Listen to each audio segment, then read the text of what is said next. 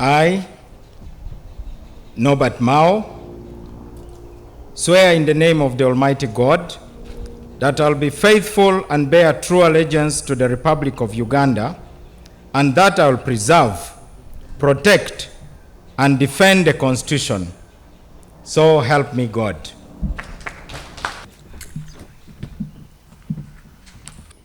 So I congratulate Nyara from Agago. Now regarding Honorable Mao, that's a different logic. The logic, of course, Mao has got his individual qualities as a leader, which I have been watching for a long time.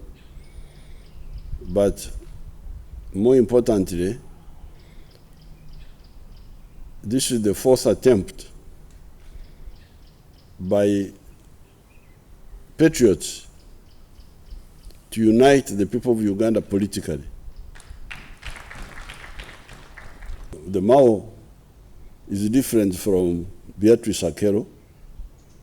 Hi, Akelo Beatrice Hakori, swear in the name of Almighty God that I will be faithful and bear true allegiance to the Republic of Uganda, and that I will preserve, protect, and defend the Constitution. So help me God.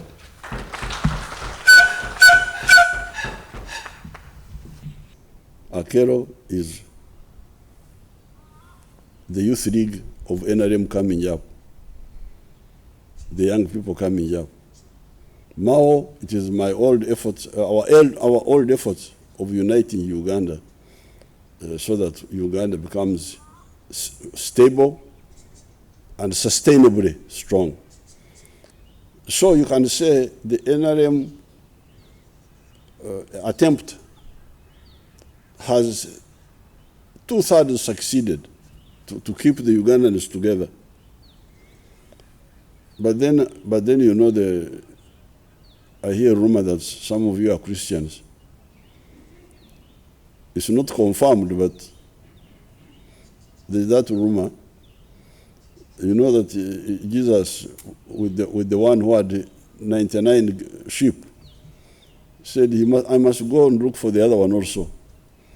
They told him, but why do you care about that one? You have 99. I need the other one also.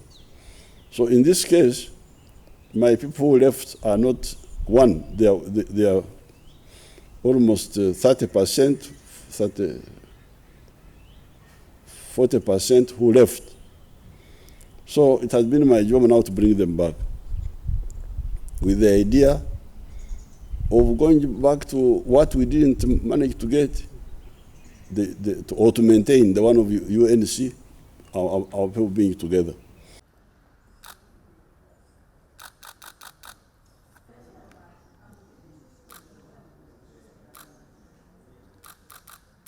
You asked about what the Constitution says in the event of a cooperation. We are lawyers who drafted this agreement, and I can assure you that agreement does not conflict whatsoever with the Constitution. If it does, then you'll hear the Speaker saying that now you have lost your seats. But when people don't have any issues, then they start fear-mongering. A lot of the people are behaving like, Chicken Little. When we were in primary school, there was the story of Chicken Little. Some little, I think it was like a nut, hit the head of a chicken, and the chicken went around saying the sky has fallen. Whichever creature the chicken met, the sky has fallen, let's go and tell the king. So there was a convoy of people running around that the sky has fallen. The sky hasn't fallen in DP, and the sky hasn't fallen in Uganda. So,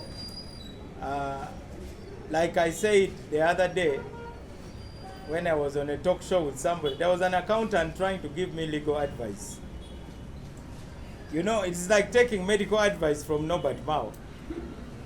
You would be the biggest fool in the world So there are those who want a state of panic in our MPs. We stated clearly that this is a cooperation agreement. Actually, cooperation is the lowest level of togetherness. Then you move to alliance, coalition, and a merger. We understand the Constitution, and the lawyers we worked with,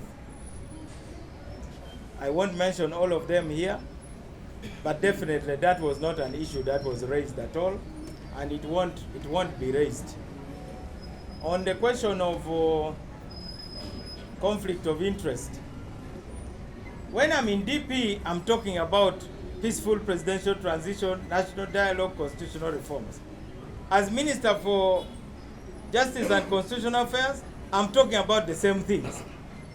So what is the clash between that? These are two entities, each serving different interests. You are going to serve in a government that has majority in parliament, has served for 36 years, and the DP has been on the side trying to pull that government out. So that is what you would be saying, but the interest within the two entities inside.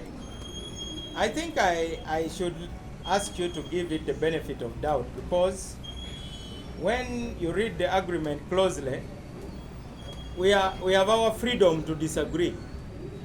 The right to disagree is there, but on a no surprises basis.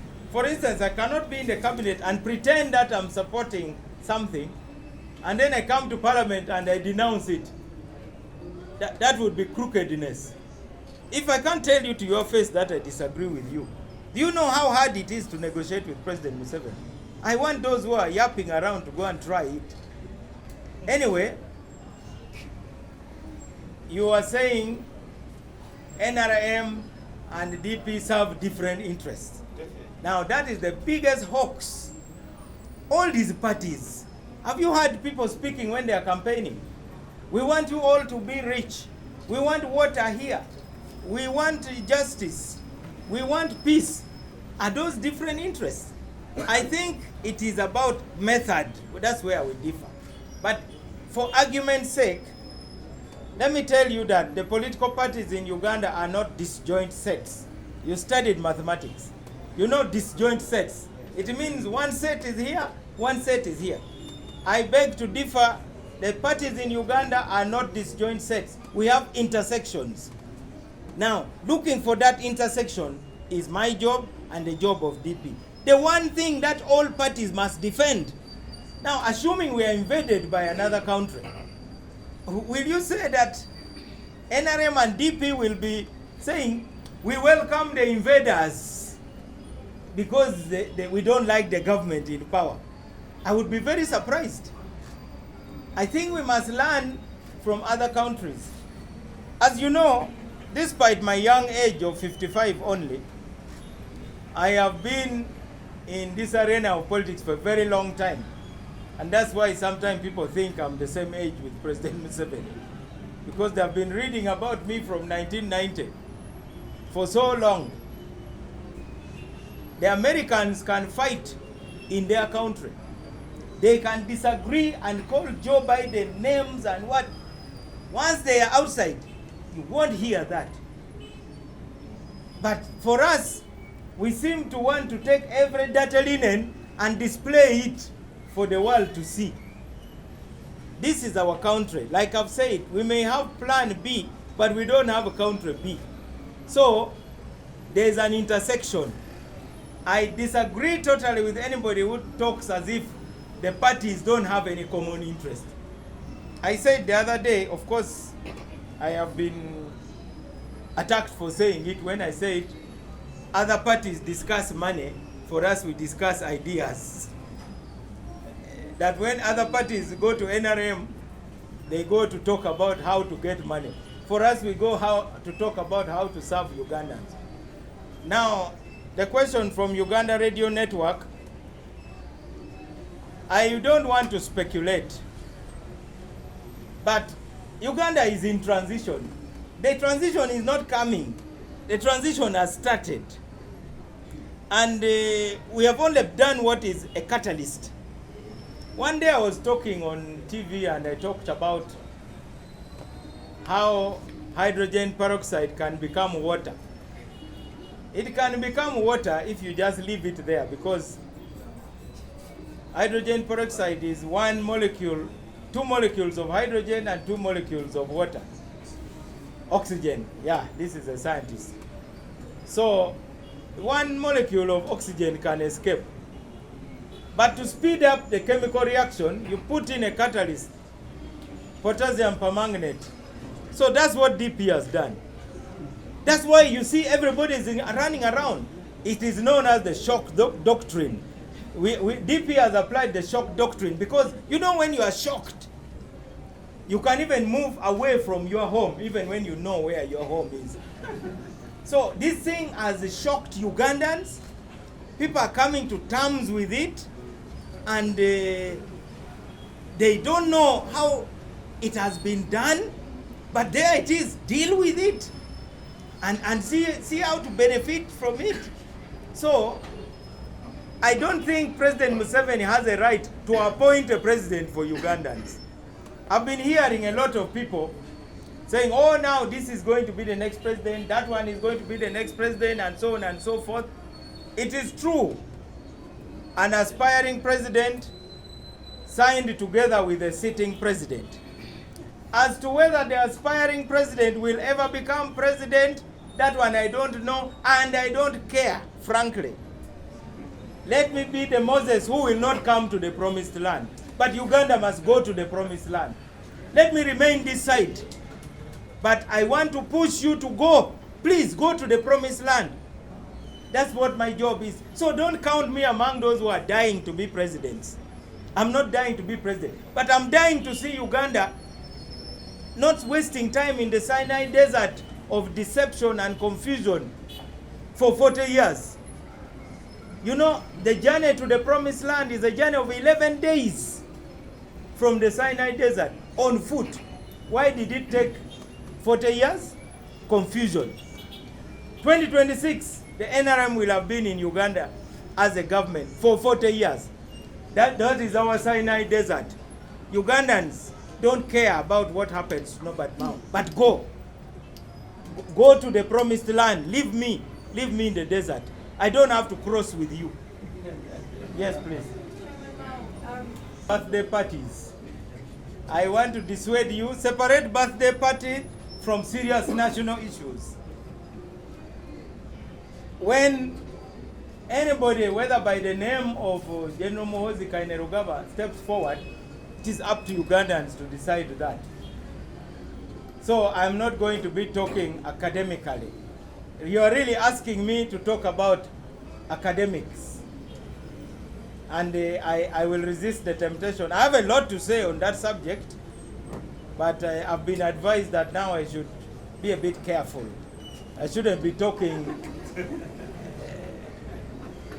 too much about things that are academic, because my words are now heavier. I don't only speak as president of a party, but I also speak as somebody who is in the cabinet, which is an organ of government.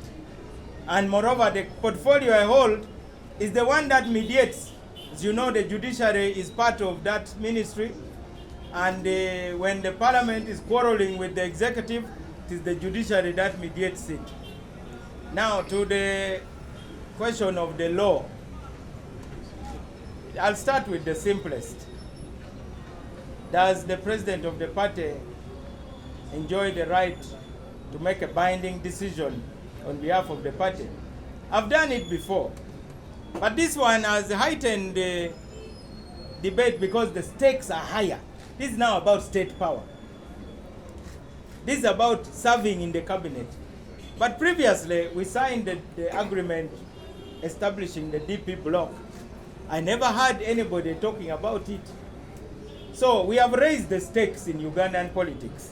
I want to admit that. The stakes are now higher than ever because everybody has felt this agreement under their feet. Doesn't matter where you are located. That's why people who had been so quiet on Twitter are raging. And they are not small people. They are big people. They are raging because the stakes are higher. The president of the party is the chief executive officer. The chief executive officer is the one officer who can bind the party by his or her decision. Just so that you have even more evidence, that matter was even raised in court. And I will ask the National Publicity Secretary to share through the media pages a judgment. When we were having our usual battles, in 2020, you know that some members of the party went and held a meeting and appointed themselves leaders. You know, DP is the party of drama. So we went to court to have the court evict them. So they challenged us and said the lawyers that I had instructed, because I instructed a law firm, and they said the president has no power to instruct the law firm. So the judgment is very clear, and I think it is judges to interpret the law. Of course, in Uganda now, bloggers have become lawyers. They are giving legal opinion. I hear bloggers. And of course, our good journalists. They have all become constitutional experts. So, I want to tell you that that matter has been tested in court, and it has been resolved very clearly that maybe I should read it to you. Bring my phone. Just so that we leave this place when we are clear. I like to, yeah, this is what the court said.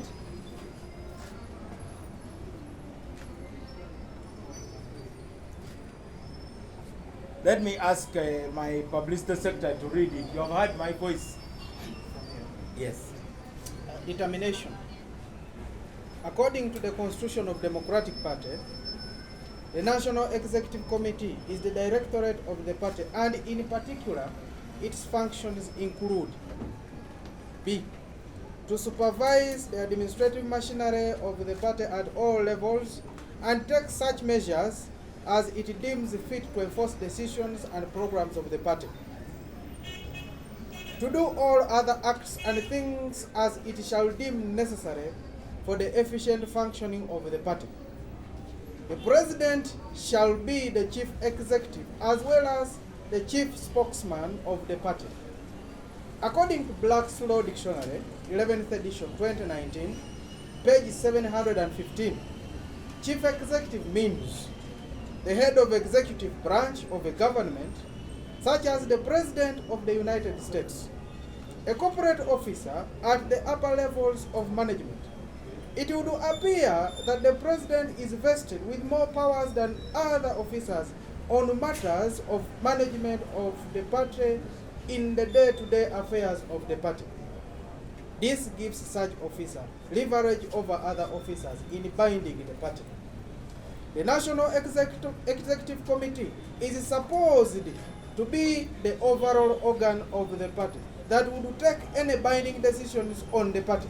Therefore, actions of the president when executed in the course of his duties would bind the party, or the party's National Executive Committee would have to ratify such actions or decisions. Yes, it's clear. That's not DP, that's not even our constitution, but that's the interpretation. Now we come to the question of consultation. I have already told you that the moment we started this discussion with President Museveni, I called the whip of the parliamentary caucus, the Honorable Peter Okot, and I asked him that I would love him to convene the MPs. I have something delicate but important to share. So 4 of them turned up at Africana by the poolside. There was Honorable Richard Lumu, the MP for Mityana South. There was Honorable Geoffrey Okello, MP for Noya East, and the Honorable Okot Peter, MP for Tochi County, Omoro District. And later, Honorable Sebamala Richard, MP Bukoto Central. I briefed the MPs about what was going on. In line with what we had agreed as part of our strategic plan. You know, after the 2021 elections, we met at a Sela Hotel to make our strategic plan. And we set 3 objectives. State power, winning power outright as DP. 2, sharing power substantively or substantially with any government in power. AGIP for brief, AGIP. Any. If it was a government headed by another party, we put it in our document as a strategic goal. 3,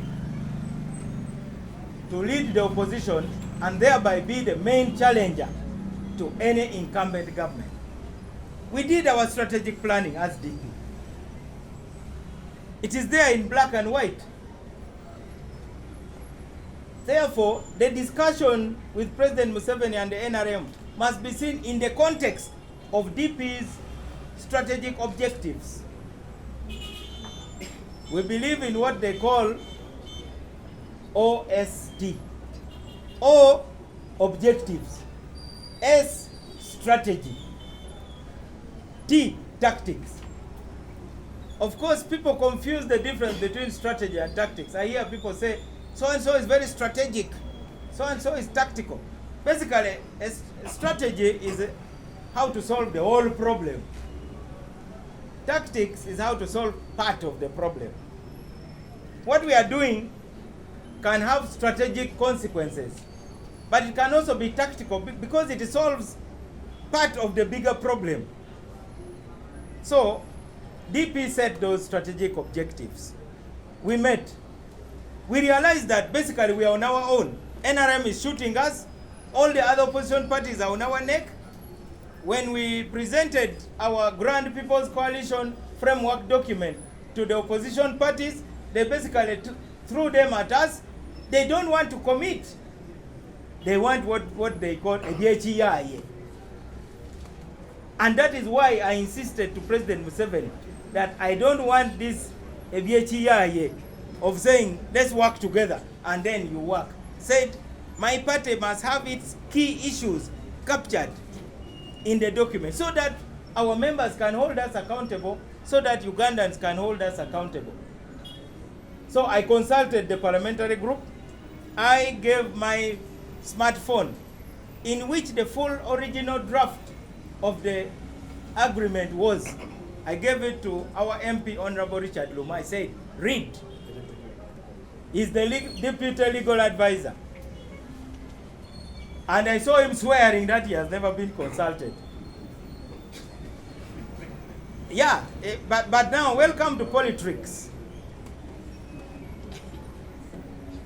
Did I consult the management? You came late. Before you came, I had already told the media here that I briefed fully the top leaders of the party.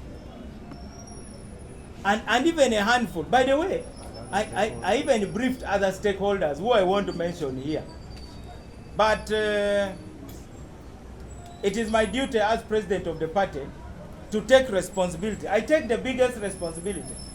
So if I'm to be hanged for this, it is okay, because it is me who committed my party. But I am seeing that slowly by slowly, members are beginning to appreciate that for once, they have somebody who they can talk to. And somebody who will continue being who he is. When I gave my speech in Isingiro, people said, oh, why are you now telling the NRMs that DP has a share in NRM? I said, yes. All those who died in Luwero Triangle, the majority were DPs. The blood that was shed to bring NRM to power was largely DP blood. And the cause was DP's cause, because our votes were stolen. President Museveni didn't have any votes to be stolen. It is our votes which were stolen. So the way he claims that there can be no DP without President Museveni, there can also be no NRM without DP. Because DP was part and parcel of that struggle which brought NRM. And that is why our top leaders joined the NRM government. Now when I listen to questions from this gentleman here of conflict of interest, why were those questions not asked in 1986? You can see that they are debating Mao. They are not debating what we have done. Why is it that when it comes to Mao, somehow they want the facts to be different? Ladies and gentlemen, you are entitled to your own opinions, but no, you are not entitled to your own facts. There was no question of conflict of interest when our former leaders served in the... I've seen a video going around with members of the DP National Executive Committee taking oath as ministers. You intelligent people have not talked about the conflict of interest. If I win election and become president of Uganda, I'll at the same time be president general of DP. Will that be conflict of interest? So I really think that let's raise the level of debate and think about the Bazukulu. All of you are going to have children. Those of you who are not ready have, and I hope those who don't, you are working on it. And please work hard, because the Uganda we are building will be wonderful. It will be united, it will be democratic, it will be peaceful, it will be prosperous. We just found the biggest deposits for graphite in Karamoja. It is the biggest deposit in the world. And you know, because of climate change, the world now is going to electric cars. Uganda will be the biggest supplier of the graphite needed for batteries to run electric cars. This country is going to be rich and powerful. Don't miss the chance to make your contribution to it. You have already asked.